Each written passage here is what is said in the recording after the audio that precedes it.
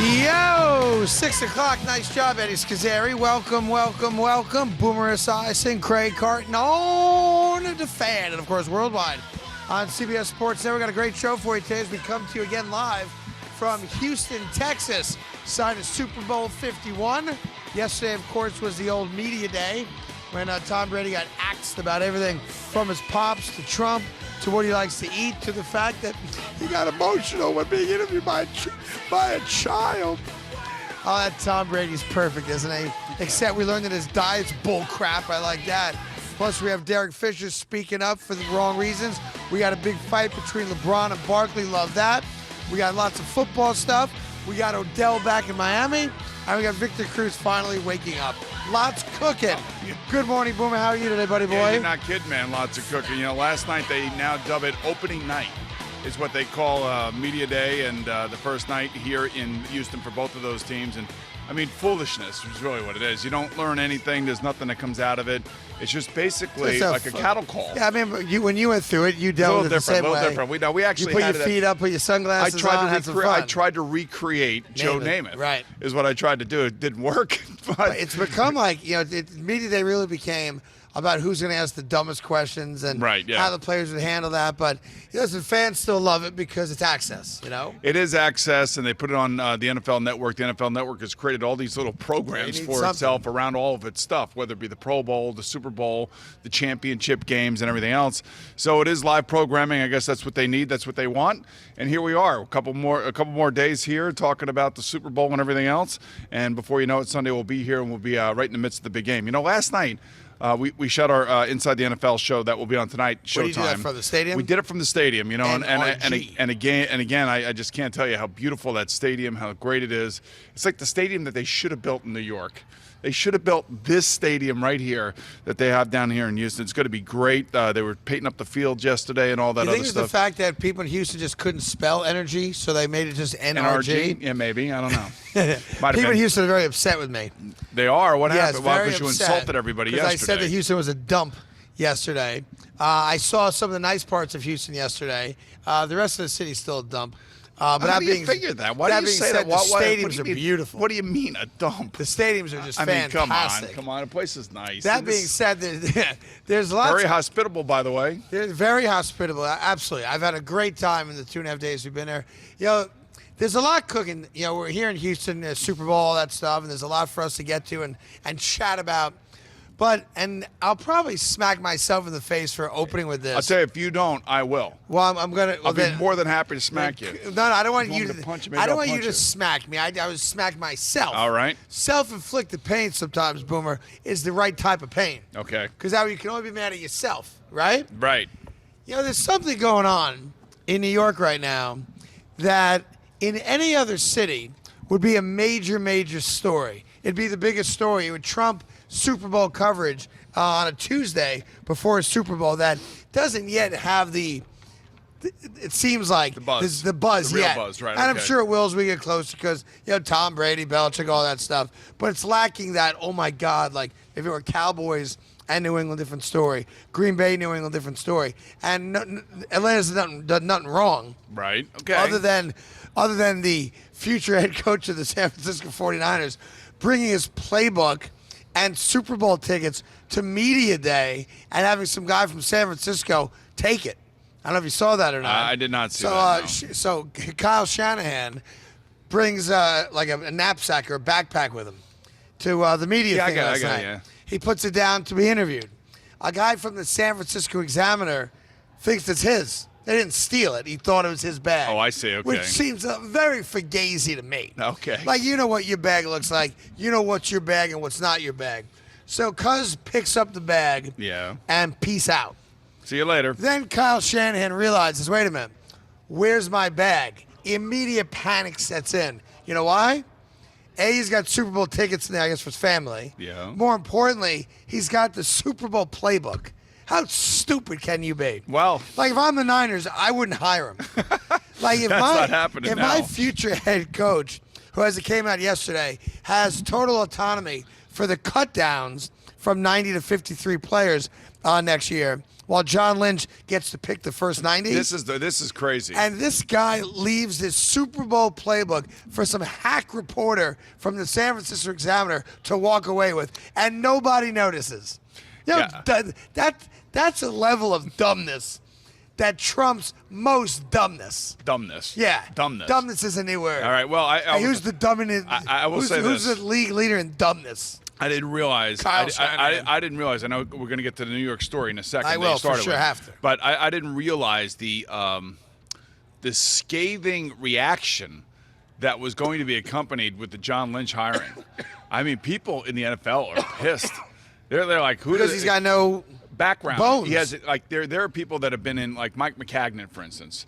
Is cut his teeth, whether you like him or not. You don't like what he did. He did. You didn't. Whatever it is. Right. The fact of the matter is, he's been in the business for 30 years. Paid his dues. And he paid his dues, and he got the job. And I think a lot of people within the business were probably relatively happy for him. Yeah, a lot of bad hotels, a lot of bad bus trips, a lot of note taking. But the guy for 30 years lived the life of right, and there was an no NFL wannabe executive. And there was no blowback. There was no disappointment. There was no screaming and yelling about him not being black or any of that stuff. I mean, there was just nothing. He's not black, though. I understand that. But what I'm saying now is that a lot of people are upset that John Lynch got this job because there are a lot of other people that felt like they should have gotten the job or were far more qualified than Lynch. So, yeah, that is something that is going to be really interesting as we move forward. I wish him nothing but the best. I want him to do well. The Niners are one of those kind of weird rogue franchises that do silly things, right? And the other interesting thing about the whole John Lynch thing is that he's got a good shot at getting named to the Pro Football Hall of Fame this weekend. Which would be very interesting, right?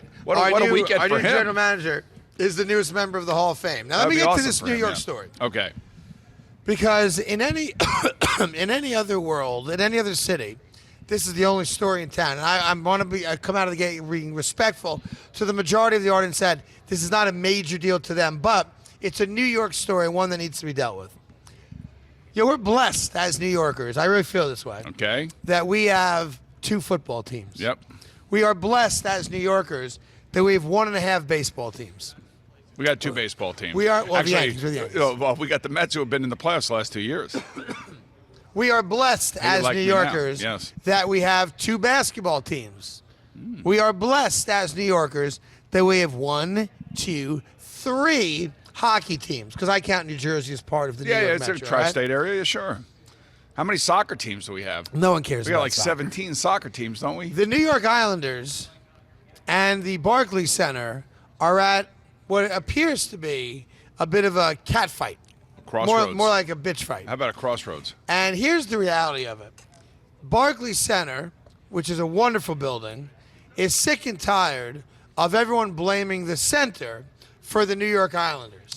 Well, look, it wasn't built for hockey. The New York Islanders appear to be tired of playing in the Barclays Center. So they're at odds with one another. And it's not going to end well. Now, there is a mutual out clause in their contract that will allow the New York Islanders to leave, and it also allows the Barclays Center to kick them out. Right. Now, it's not until after 2018, 2019, so there's going to be another year of hockey, most likely, at Barclays, unless Mr.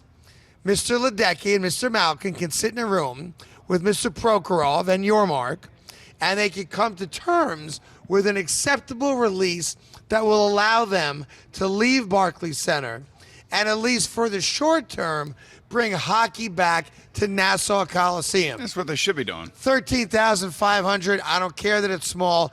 It is built to accommodate regulation hockey. Scoreboards, center ice. Seats, perfect. The building is going to be gorgeous. So I view it this way. They just don't have the amount of suites. There's 11 suites in the building. There's only 11 suites. I get it. I mean, but that's the thing. It's a short-term solution because there's going to be another arena built. It's going to be in Citi Field? Citi Field parking lot is one option. There's 2 other land sites, Belmont being the second, and the third escapes me right now. I just can't imagine. I just can't imagine the people in Elmont wanting another building over there. I could see Citi Field. You got the train line and everything else.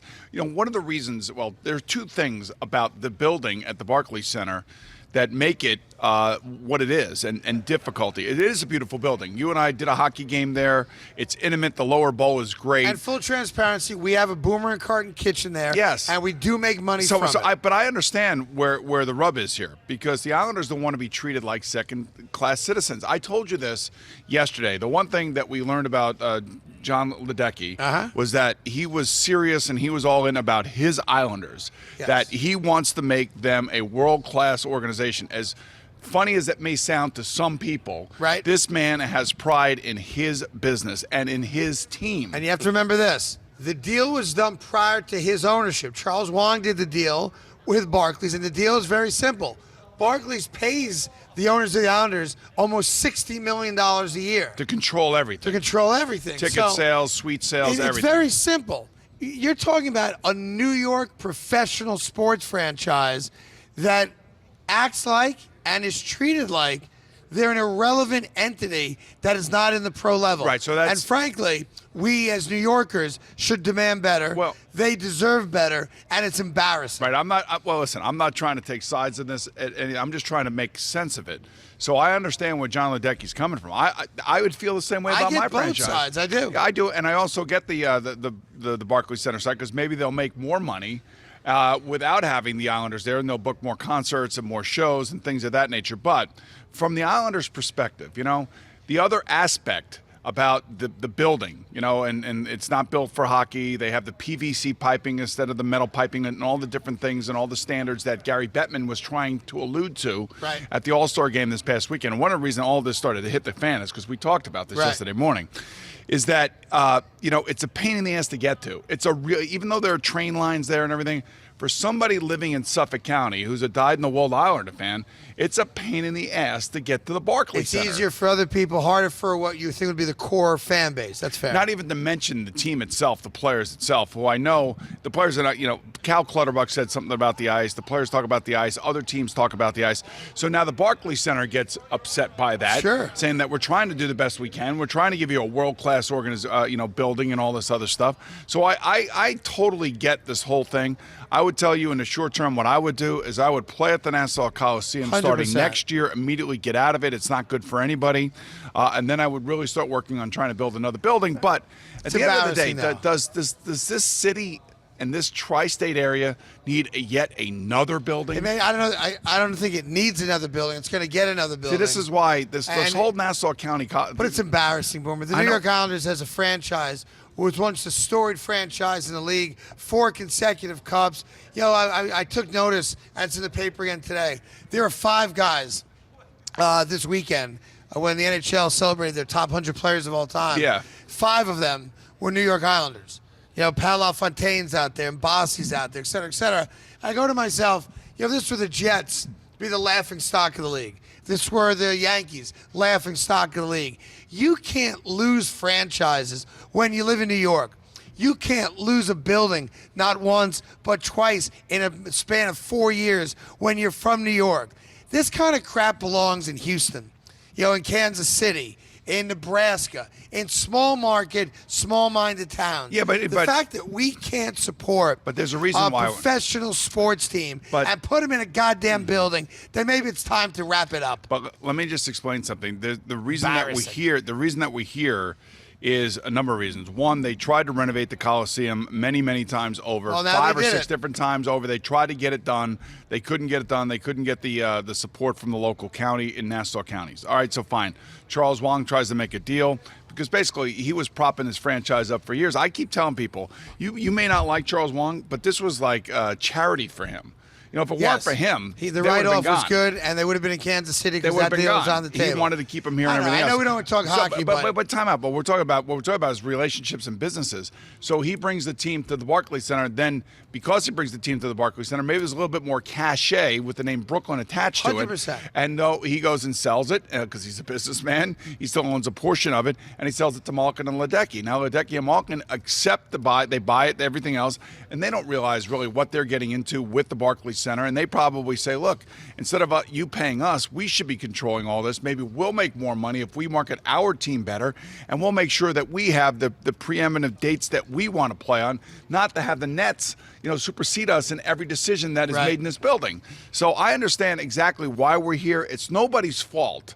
It's just I think it was a confluence of, people coming together that really didn't know each other, that got themselves into move out of that building, go play in Nassau Coliseum, and if you can build another one, if you can, go ahead and build it. But without public money. And that's exactly right, and that's what it's going to take. Bottom line is this. The new Nassau Coliseum is going to be gorgeous. You're going to love it. It's a perfect temporary home, and who knows how it works out. Maybe it becomes permanent.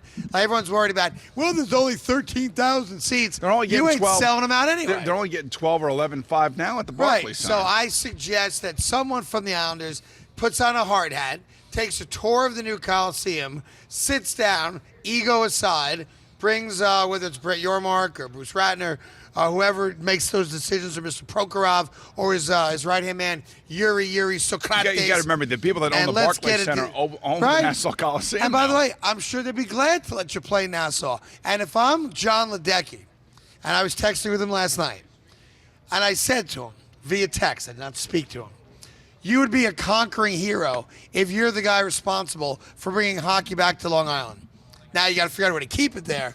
But you can't lose a New York franchise. It's embarrassing. It's not going anywhere. It's not. It's going to stay here. It's not going anywhere. You know what I'm saying? So as you heard Gary recommend Bettman say, the Islanders are committed to New York. They're just not committed to the Barclays Center, and it's obvious that the Barclays Center is not committed to them. So I would say rip it up, move on, put it out in Nassau Coliseum, make your fans happy.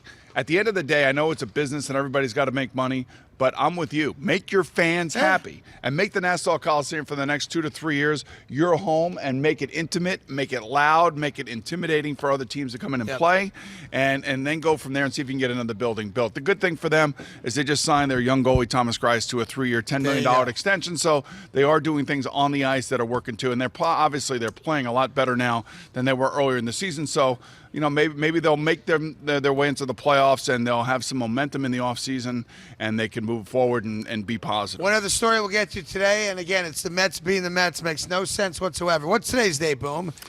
January 31st, right? Yes, it is, yes. Last day of the month of January, right? Yeah. We're still a few weeks away from pitchers and catchers even showing up, right? Now what? Now, why would the New York Mets, why would Terry Collins on January 30th, yesterday, what is the benefit and what is the purpose of coming out yesterday and allegedly announcing Noah Syndergaard starting opening day? Why would you do that other than to once again put a knife in Matt Harvey's back? What is the benefit of announcing in January that 4 months from now, 3 months from now, Noah Syndergaard starting opening day? Why would you do that? But, we're not, he's like Steve F. That's why, right there. Terry had a coherent He's already thought. talking too much. Terry had a coherent thought, and he wanted to say something, he got it out there. Victor Cruz did an interview with some gal from, I guess, SNY or something. Okay. I don't know who the hell it was. Never heard of her. Was it Antonio Pierce's wife or something? I don't know. All right, well, good. In any event, all of a sudden, when you take stock of your moronicism, and despite being douchey about, don't ask me about the boat. I don't want to talk about the boat. I'm a veteran. I do what I want. Yeah. If I want to go on the boat, I'll go on the boat. Okay. And it backfired on all of them, as we know. Yes, history now, right? Yeah. All of a sudden, a month later, Mr. Cruz has had the opportunity to contemplate his career, because there's a good chance he ain't a Giant next year, and he's going to have to go somewhere else. And, oh, no, that's going to suck, isn't it? Perhaps the boat was not a good idea. Oh, that just dawned on you now. A month later, after really being, and I love Victor, but kind of douchey about, dealing with it and answering questions about it and talking about it. I'm not talking about the boat. I do what I want on my off day. All of a sudden, Victor Cruz goes, yeah, that wasn't worth it. Yeah. Well, You think? Look, you have to look at it from the owner's perspective. I got all my young wide receivers, including Victor Cruz, on a boat. Drugs are on that boat. Yeah. And they're all hanging out and having a good time. And we got a big playoff game coming up. Right. In my boat horn at all the hotties. That's what I'm talking about. That they should be on that boat right now. Right. That's when now's they should be on the time. boat. Yeah. Well, I think Odell was. He was in Miami again yesterday. Oh, good for him. So we got that. We got plenty to do. We'll get your take on the Islanders stuff and much, much more throughout the Coach day. Rex Ryan, wishing you a happy birthday. Rex Ryan's back in the Happy mix too. birthday, Craigie. What's that? Hey. Happy birthday, Craigie. Today is my birthday. It is Yes, your birthday. It is. It's a big deal. As we say. We had Rex Ryan call in and wish you a happy birthday. That was very nice of Rex. Rex, you still there? This is Coach Rex Ryan, wishing you a happy birthday. Thank you, buddy. There you go. As we say in Yiddish, they say, Feliz cumpleaños. That's Yiddish. Well, what they say here at WFAN on the Boomer and Carton show is when it comes to tea, Yeah. it's all about